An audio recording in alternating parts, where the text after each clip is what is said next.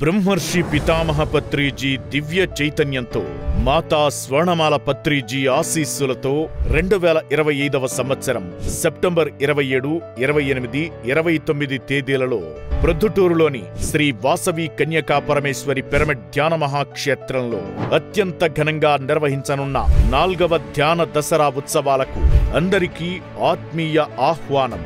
108 అడుగుల పిరమిడ్ ప్రాంగణంలో అత్యంత వైభవోపేతంగా 3 రోజుల పాటు నిర్వహించనున్న ఈ ఉత్సవాలలో విరివిగా పాల్గొనండి.